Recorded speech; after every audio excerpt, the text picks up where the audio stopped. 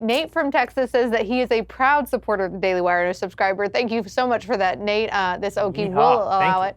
Then this question is for Andrew Klavan. Andrew, Nate wants to know, what do you think of the new Dave Chappelle special? What? Oh, I liked it. I don't think it's as funny as some of the guys that I really like Bill Burr and Ricky Gervais. But I thought it was daring. I thought that the whole idea that we have to judge every joke on its political correctness, on its righteousness, is absurd. There is a relationship between humor and evil. There's a relationship between humor and evil because there's a relationship between masculinity and evil. Humor is a masculine trait that we developed in order to charm women. And I think it is. That's what it is. That's why men are funnier than women. And so I think that when we have a comedian, his job is to break the boundaries, to say the thing that nobody says, to say the thing that we're kind of thinking, but we're not really thinking.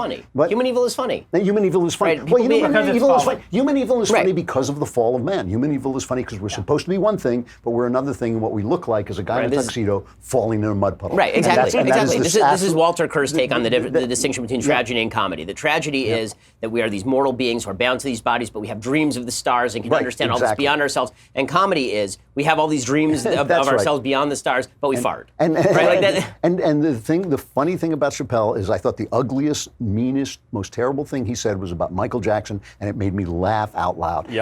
Humor, like horror, like the horror genre, is a vacation. It's a vacation from the real world. It's a vacation from the world in which we try to do what's right, we try to say what's right, we try to be kind and polite. It's a place where we go to let that stuff out. So I thought it was a good show. I wished he'd been a little, like Bill Burr does this stuff and he makes me laugh till I cry. Chappelle made me chuckle, and then on the Michael Jackson stuff I got a big laugh. But anyway, I thought it was a good show. We're going to own the comedy space, by the way. What's that? The left has no sense of humor. No, they have no sense. They're losing it. Sarah Silverman was like, I can't deal with the woke school. Sarah Silverman. I know. Well, did you see Aziz Ansari's latest special on Netflix? He does the exact same thing. Aziz Ansari. He starts off and he does what he has to do. He does the apologetic. I feel bad that I ever made a woman feel this way, even though she obviously was just being a terrible person who went back to his apartment and acted like a horrible person, and then felt bad and decided to ruin his career. And he had to go and do the mea culpa thing. And then the rest of his special was about how like everybody's a jerk and we should all just lighten up, and how annoying the progressive woke scolds are. That was his entire special.